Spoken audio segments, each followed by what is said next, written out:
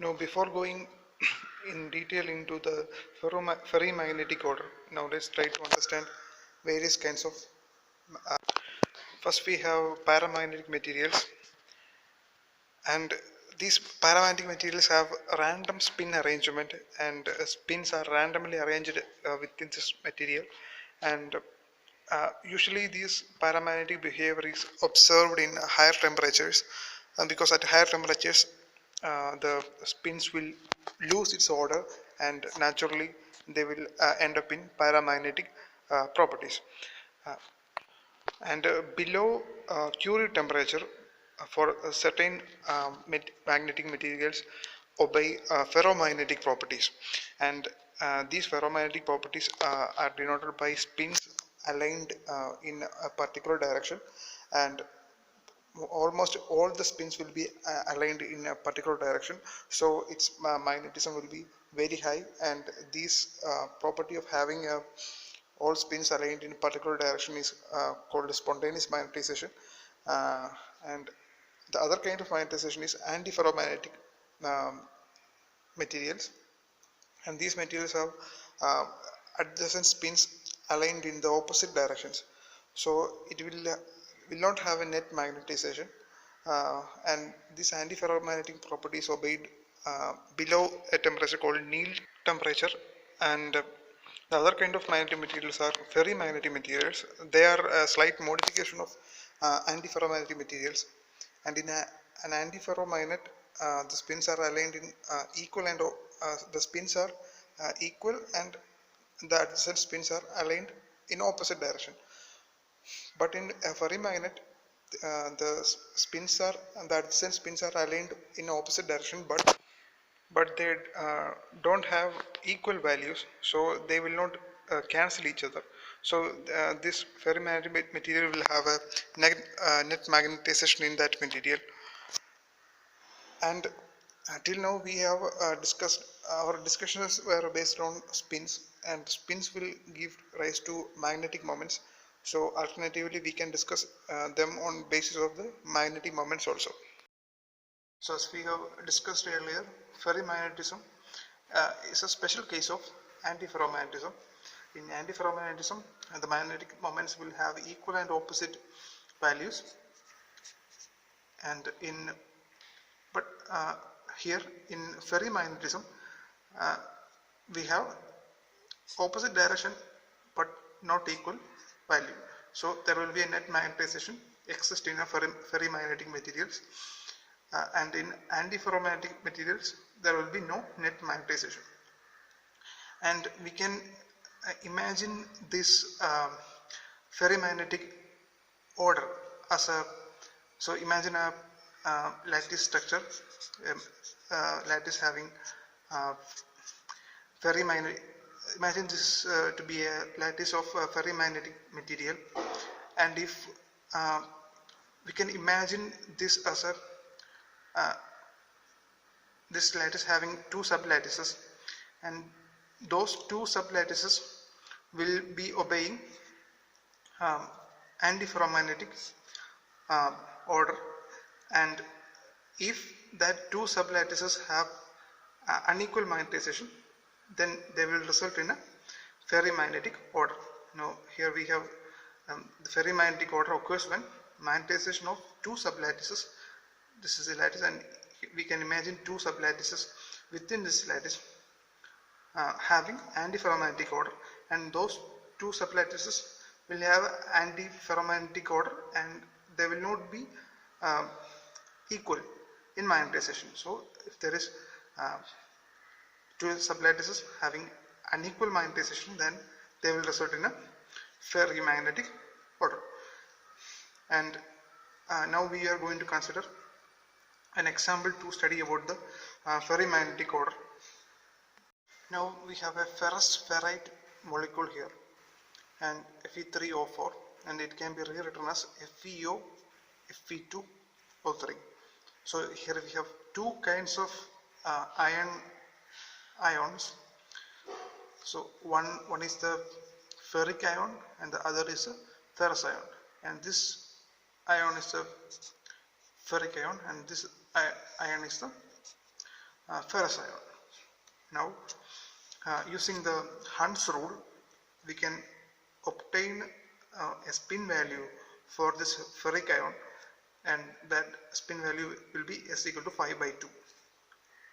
And as we know, each spin half value will contribute a magnetic moment mu b, or the Bohr magnetron.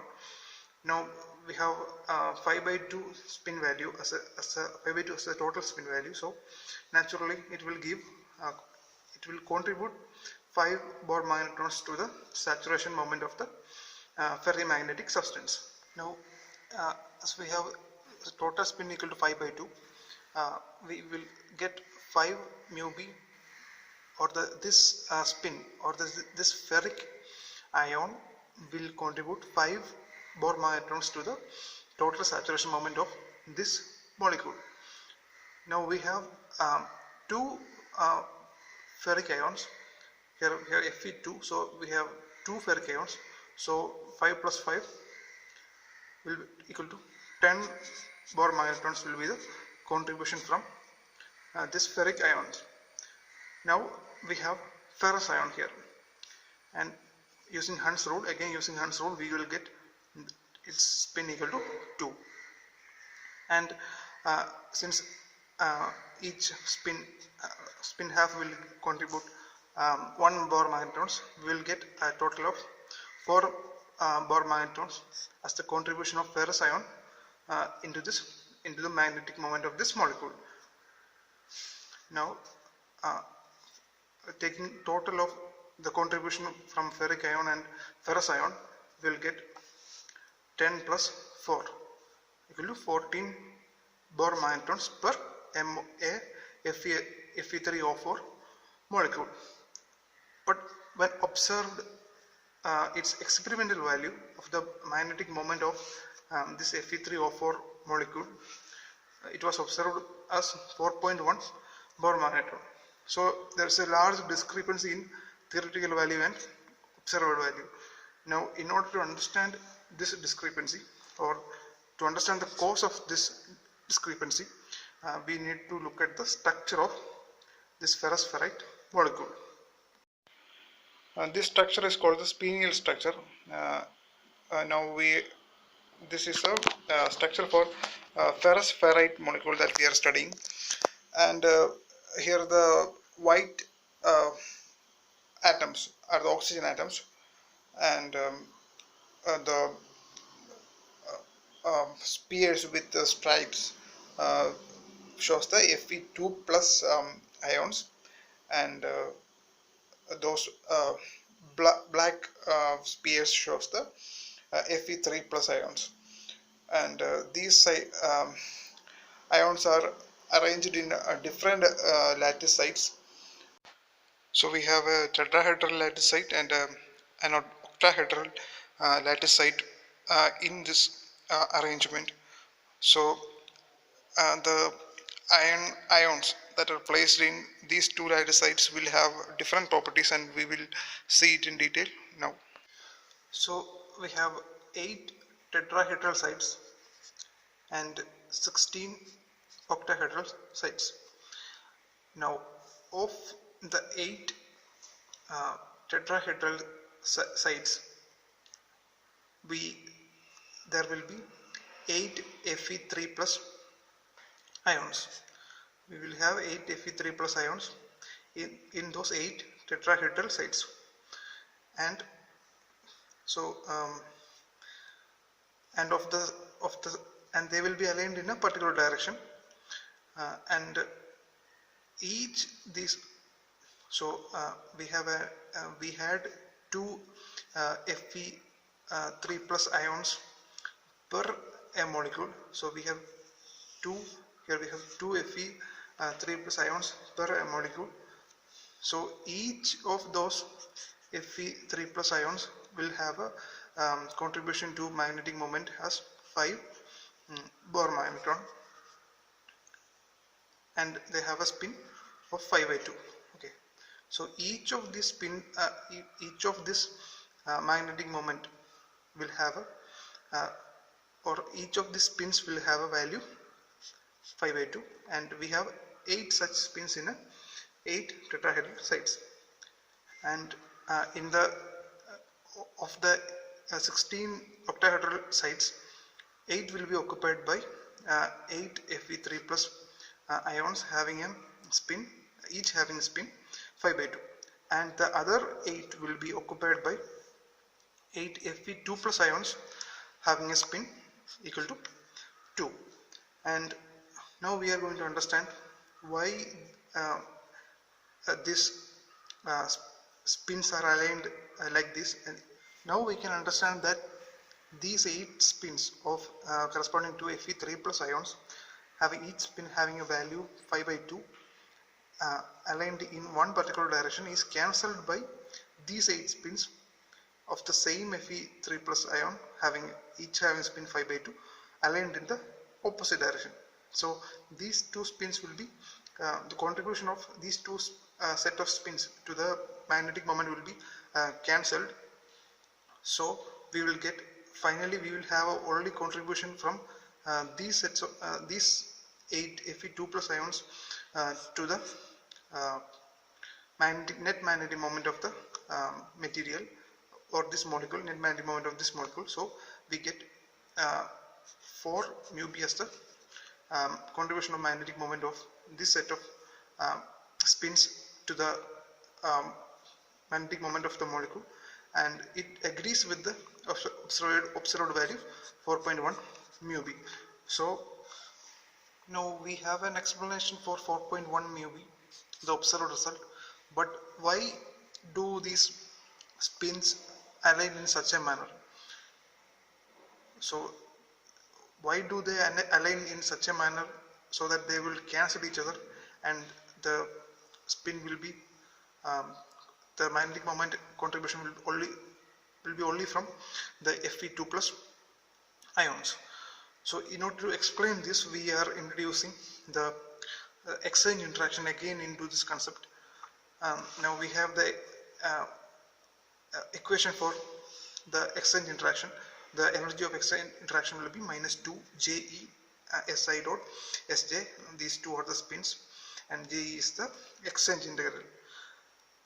And as I have told you earlier that a ferrimagnetic material will be consisting of sublattices made of antiferromagnetic, or a ferrimagnetic lattice will be made of sublattices that are antiferromagnetic.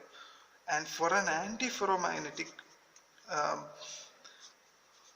ferromagnetic substance, it will have a value of exchange integral as negative value. The value of exchange integral will be negative for an antiferromagnetic substance. Now we have 3 sets of exchange interactions here. Okay. Now we call the tetrahedral site as A sites and octahedral sites as B sites, and we have a lot of spins here, and each spin will interact with other spins. Here also they will interact each other, and the spins in A and B sites will also interact with each other. And in all those cases, the exchange integral is represented by, for JAA represents the exchange integral for AA interaction, BB for BB interaction in B sites, and A and JAB for exchange interaction between an A site and B site. Now the value of all these three exchange integrals will be negative. Now we have this condition at hand. Since a ferrimagnetic lattice is a mix of sublattices made of antiferromagnetic sublattices, and those antiferromagnetic sublattices will have an exchange integral value that is negative. Now we have the exchange energy term, U is equal to minus 2 Je Si dot Sj. Now we have this J as a negative value for all these 3 interactions. Now if this is a negative value, we will get u is equal to positive value, right? This negative will cancel and we will get 2je si dot sj. Okay, it will be 2je si sj. But the interaction energy must be a negative value or a minimum value. So in order to keep the exchange energy a negative value, we must keep this exchange energy value a negative. U must be negative. So in order to keep this U negative, we can make change in the spins. So if we have a set of anti-parallel spins, denoted by plus half and minus half, we can easily satisfy the negative U condition. Here, multiplying all these, we will get a negative 2je into spin term. So by assuming that the spins will be anti-parallel, we can get a negative value for U. Okay. Now, so if that is the condition, for if we consider JAA, the exchange interaction for if we consider the exchange interaction in A sides, if this is the condition, the two adjacent spins must be anti-parallel. Okay, but as we can see here, they are parallel. Now I will explain why is it so in the next step. And so as also in B sides spin interactions, we have J is equal to negative value, so we must have an anti-parallel spins to satisfy this condition, this U negative condition. The exchange energy must be negative. And also for JAB, the exchange interaction between A sides and B sides, spins in A sides and B sides, they must follow the anti-parallel spin arrangement to keep the U negative.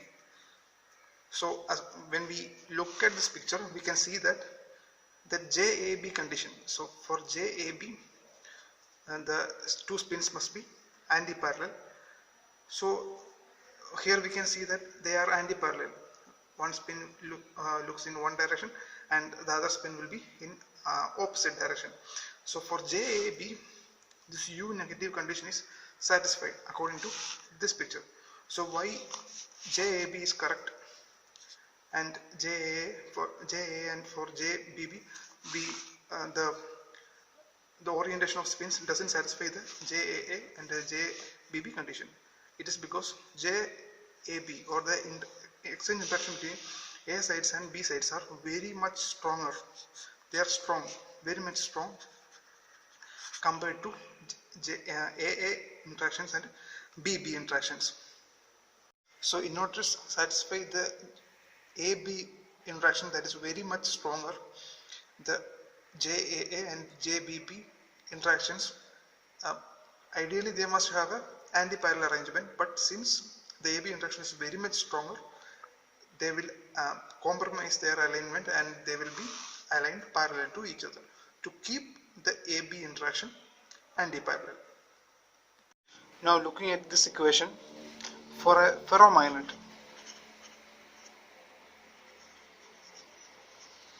the ferromagnet will have all spins aligned in parallelly, so Je will be naturally a positive value. J will be positive, and for an anti-ferromagnet,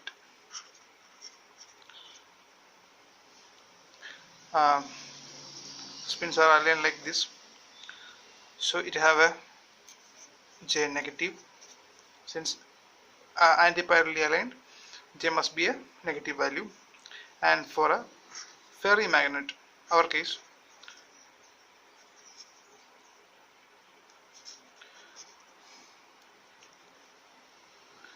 it's a mixture of three anti-ferromagnets.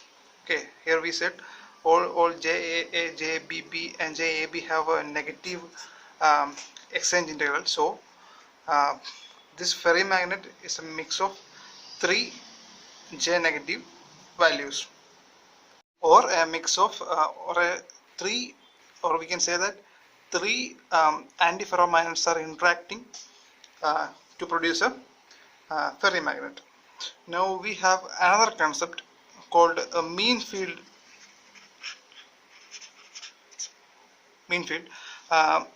Here in this concept, we assume due to the spins aligned in a magnet in some particular orientation, due to the spins aligned in a magnet, it will produce some magnetization in that material, and due to that magnetization, that material will produce a magnetic field B, and we can relate the magnetic field produced and magnetization by this relation B is equal to lambda m.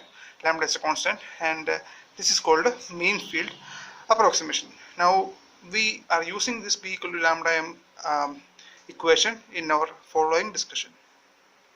Now in a mean field approximation, B is equal to lambda m, and lambda can be called a mean field constant. And for all interactions, AA interaction, BB interaction, and AB interaction, we can assume three mean field constants, and they can be called lambda for AA, and mu for AB, and mu for BB. Now using these exchange interaction constants or mean field constants for AA interaction, BB interaction, and AB interaction, and the mean field approximation, we can rewrite we can write equations for the magnetic field produced in a ferrimagnetic material corresponding to the different antiferromagnetic sublattices that are available in the ferrimagnetic substance. Now we are for the sublattice A, for the lattice A, or the tetrahedral side BA, we are writing the mean field approximation equation, and it can be written as minus lambda ma. So using this, we for the magnetic field at A will have contribution due to the spins in A sides, plus it will have contribution from spins in B side, because there is AA interaction and AB interaction, so it will have contribution from A sides, that's denoted by lambda A, plus contribution from B sides due to AB interaction, and we have nu as the mean field constant here, and this negative sign corresponds to the anti-parallel arrangement of minus sign corresponds to the anti-parallel interactions in the it corresponds to the anti-parallel interactions of spin. Now likewise we can write for magnetic field for B side, and it can be written as minus mu. So B will have contribution from AB interaction plus BB interaction. So here we have contribution from A sides and B sides, and we have an equation like this, and minus sign corresponds to anti-parallel arrangement. Now we are writing an equation for the interaction energy or interaction energy density.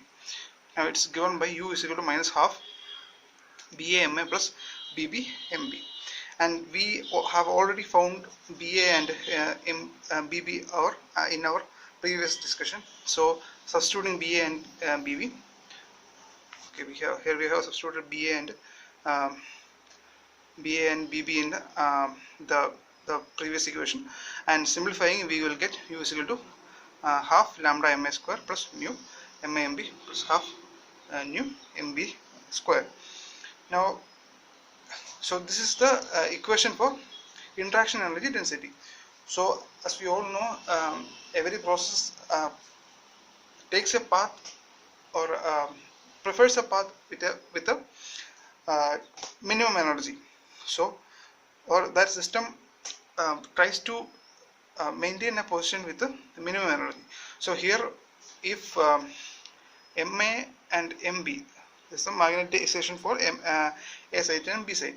If they are anti-parallel, they will have opposite signs. So here we will, instead of this plus sign, we will get a minus sign in this equation. So if we have a minus sign in that equation, so if you look at here, whatever be the sign of MA and MB, it's squared. So we will have positive terms in these two parts of the equation. Here we have positive terms only, and here if they are anti-parallel, MA and MB, if they are MA and MB are anti-parallel, we will automatically get a negative sign here, and that will reduce the interaction energy density value. So this is a natural process, because the U must be minimum. So this is lower when MA is anti-parallel to MB than when MA is parallel to MB. If MA and MB are parallel, this will be a positive term only, so it will be a higher value. So we want a lower value here. So if MA and MB are anti-parallel, we will automatically get a lower value. So we can say that MA and MB will be anti-parallel. So the energy when anti-parallel should be can be compared with 0, because it is a possible solution of. So here we have this equation, and we can get a value for U is equal to 0. We can get U is equal to 0 when MA and MB is equal to 0. So MA and MB equal to 0, or each value for MA equal to 0 and MB is equal to 0 is a possible solution. So taking that into consideration, we can write, if U is equal to 0, mu MA MB greater than half lambda MA square plus mu MB square. The ground state will be the ground state will have a MA directly opposite to MB. So in the previous discussion, we have arrived at another interpretation to show that MA and MB will be oppositely aligned due to the strong exchange interaction existing between the spins in A and B sides. Okay. Now we are going to understand the Curie temperature Tc and susceptibility of a ferrimagnetic side. Okay. Now let Ca and C be the Curie constants. So we have a relation between susceptibility and temperature, and here for a paramagnet, for rough idea I am saying the relation for a paramagnet. For paramagnet, we have a relation between susceptibility and temperature as C by T, and this C will be the Curie constant. And now we have this C, we have this Curie constant for A sides and B sides. Now let Ca and C be with the Curie constants for our ions in A and B sides respectively. Now we are considering only AB interactions. Those AA interactions and BB interactions are very small, and we are ignoring them. Now we are only concerned about AB interactions. So we can write the mean field distribution, mean field approximation equation. BA is equal to minus mu MB, and so in lattice site A, there is contribution from the magnetic moments, or the magnetization due to B sides will cause a will induce a magnetic field in A sides, and they can be related by this equation. And in B sides, we will have, due to AB interaction, we will have a magnetization. The magnetization at MA will cause the generation of magnetic field in B sides, and they can be related by BB is equal to minus mu MA, and mu is the mean field constant for the AB interaction. We have discussed it in the previous page. Now mu is a positive value. Now in the very beginning of this discussion, I have told you about the paramagnetic the paramagnetic behavior. So then I told you that the paramagnetic behavior will be at those temperatures that are very high, or high temperatures, irrespective of this magnetic behavior, whether it be ferromagnetic or antiferromagnetic or ferrimagnetic, they will at higher temperatures all those materials will show paramagnetic nature, since at higher temperatures the spins will be randomly oriented, and due to this random arrangement of spins corresponds to paramagnetic behavior. And in that paramagnetic behavior, so now at high temperatures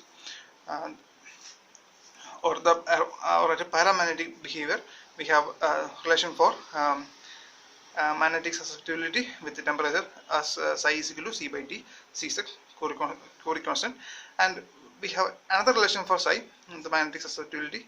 Psi is equal to magnetization by magnetic field. Now equating these two equations, now we have C by T is equal to M by B, and we can rewrite it as MT is equal to CB. Now using this relation, we have the mean field approximation. Okay, we are rewriting our case, the ferrimagnetic case, using this relation, MT is equal to CB. So MA into T is equal to CA into the B, magnetic field. Okay, magnetic field. Now here we have one more term, BA. BA is the external magnetic field that we have applied into the ferrimagnetic substance that we are studying. Okay, BA is the applied magnetic field, and so the magnetic field will be external magnetic field plus minus mu MB. So we can write BA minus mu MB, and similarly we can write MBT is equal to CB into BA minus mu MA. Now we consider the external magnetic field to be 0. So if BA is equal to 0, we can rewrite these two equations as MAT plus mu CA MB. CA MB is equal to 0, and MBT plus mu CB MA is equal to 0. So now we have two equations, and for M, now we have to solve this equation for MA and MB. So these two equations will have a non-zero solution for MA and MB. So this equation will have a non-zero solution for MA and MB if the determinant of its coefficients will be equal to 0. Now we are studying the determinant. Now taking the determinant for both those equations, we will get this equation determinant equal to 0. Now we assume this determinant is equal to 0, and taking the determinant, we have T square minus mu square CA CB is equal to 0, and now T is equal to mu CA root of CA CB. Now this will be the ferromagnetic Curie temperature. Now we have to understand what a Curie temperature TC is. Okay, so in ferromagnets or ferrimagnets okay, in we have seen Curie temperature in ferromagnets also. Okay, Curie temperatures are those transition temperatures. They are transition temperatures. So if we have a ferrimagnet, okay, at low temperatures, this ferrimagnetic behavior will be very much evident in the ferrimagnetic substance that we are studying. But at high temperatures or above the Curie temperature, this ferrimagnetic behavior will be lost, and a random spin arrangement will be there, and so a paramagnetic behavior will be there. So here in our case, the Curie temperature TC shows the temperature at which we lost the ferrimagnetic behavior, or we can say that the ferrimagnetic behavior changes into paramagnetic behavior at the Curie temperature. Now again we have taking the previous equations, and we are going to obtain the susceptibility above Tc, okay, above Curie temperature. So we assume it to be a paramagnetic behavior. So now we know psi is equal to mb is equal to m by b is equal to c by t. So rewrite this as m equal to cb divided by t, and using this equation, okay, we write ma for m. Now we have two sides, so we will have two equations. Ma is equal to ca ba divided by t. Now we incorporate the external magnetic field also into this equation. So previously we have ignored them in our discussion. Now we incorporate the external magnetic field also.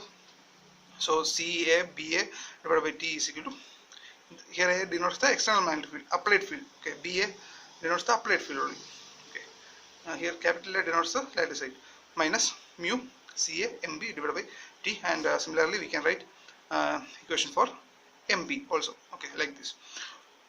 Now the total magnetization. Now we have to find the total magnetization. It will be sum of magnetization due to ma and mb. So adding these two equations, we will get this equation, okay. Just adding these two equations, we will get this equation. Now we know the susceptibility is given by m by h. H is the magnetic field, and also we can, the applied magnetic field can be equated as mu 0 h. Mu 0 is a permeability. So it can be, so substituting this, we can write psi is equal to mu 0 m by ba. Ba is the applied field. Now, so we have m is a magnetization. So we have calculated m in the previous page. M is equal to ma plus mb. Okay. Now substituting this m from the previous equation and rearranging, we will get this final equation for susceptibility. So now we have arrived at the equation for Curie temperature and susceptibility, and we have a relation for we have a relation between susceptibility and temperature. Okay, it's a bit complicated relation, and now we are going to see its plot. Okay, so here 1 by susceptibility versus temperature plot of a ferrimagnet is given, and also we can see at a high susceptibility the plot will be near to the origin. So there at we will have a low temperature also. So at low temperatures we will have a high susceptibility, and that essentially means the ferrimagnetic order exists in that temperatures, at low temperatures. And when the temperature approaches Tc, we will have a transition from ferrimagnetic to paramagnetic behavior, and due to that transition the susceptibility will be decreased. That is given by the plot that is going upwards. The upward moving curve shows a decrease in susceptibility after the Curie temperature. Now we are going to see iron garnets. So iron garnets are those compounds having this formula, because this Me3 is the trivalent metal ion. They are trivalent metal ions. Usually they are 4f transition metals. They are they're one among the 4f transition elements can be substituted here. So usually it will be yttrium. So if we substitute yttrium here, we have the equation Y3Fe5O12, and this is called the yttrium iron garnet. Okay, so iron, this is the garnet part. So yttrium iron garnet. So now we are going to see the structure of yttrium iron garnet. Here we have yttrium in gray color, and In red color we have iron or the ferric ions, and in white color we have the oxygen. So in a yttrium iron garnet we have five ferric ions, Fe3 plus ions, and in a yttrium, as we have seen in the uh, structure of yttrium iron garnet, there will be some A sites and D sites. So A site it's a site that is surrounded by 6 oxygen, or it will have 6 coordinate oxygens, and a D site will have 4 coordinate oxygens, or 4 oxygens surrounds that ferric ion, and here 6 oxygens surround the ferric ion. Now in an A site we will have 2 ferric ions, okay, in a unit cell of this ferric ion. Okay, we will have 2 ferric ions in a site and 3 ferric ions in a D site. So in the previous discussion we have seen that for an Fe3 plus ion we have 5 by 2 as a spin, using spin equal to 5 by 2 using the Hund's rule, and from this we can obtain the total contribution of Bohr magnetrons into the total ion as 5 mu b. Now here we have 2 such, for one ferric ion we have 5 mu b contribution. So here we have 2 ferric ions, so we will have 10 mu b, and here we have 3 ferric ions, so 15 mu b. But they are oppositely arranged. Now this ferric ion is a ferromagnetic substance.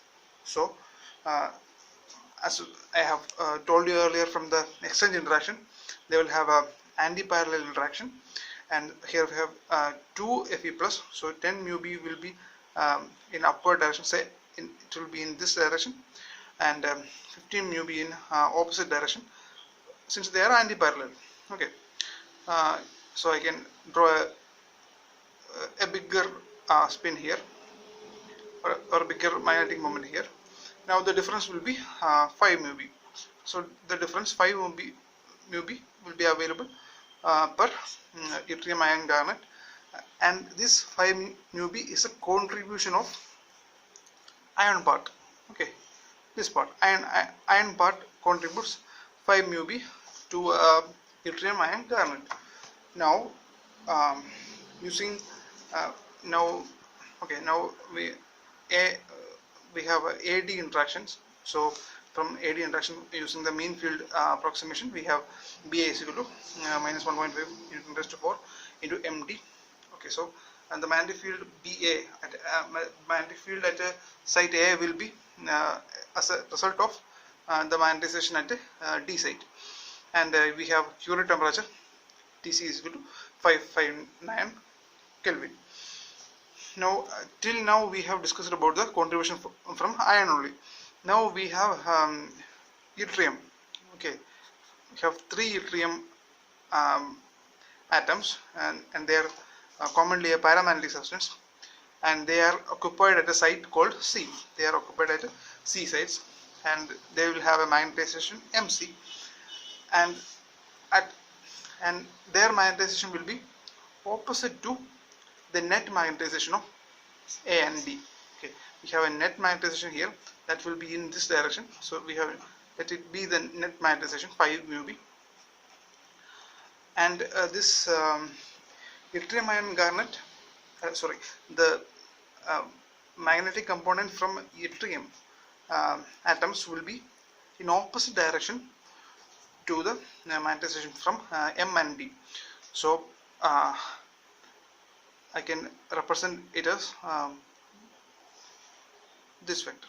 Okay, if we ignore this, we have A here, D here, and C here.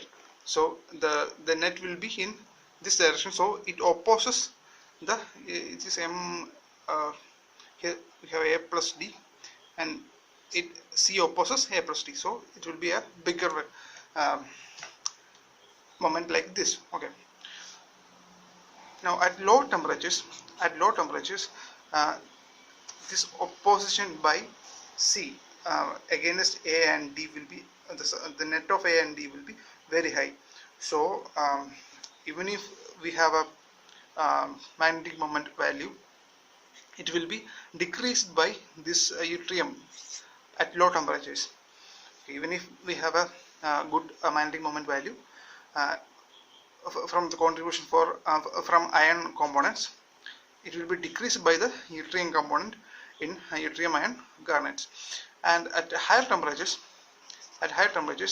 the interaction between Ca or Cd interaction will be very weak. So at higher temperatures, yttrium will not be able to decrease, will not be able to oppose the net of A and D, and at higher temperatures, the A and D will be dominating at higher temperatures. A plus D will dominate. But at lower temperatures, the yttrium component will oppose the A plus D component.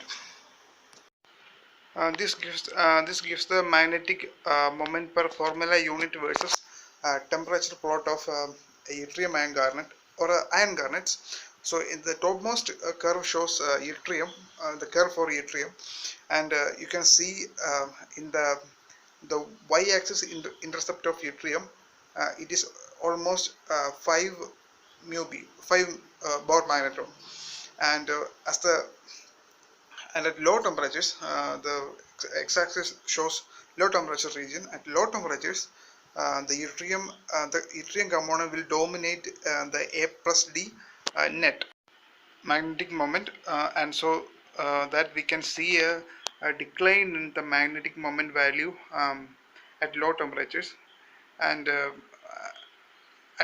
we have seen in our discussion that the transition temperature Tc or the Curie temperature will be about 555, and at that temperature the ferrimagnetic substance undergoes a transition from ferrimagnetic to paramagnetic substance. Now we will see the advantages of iron garnets over ferrites.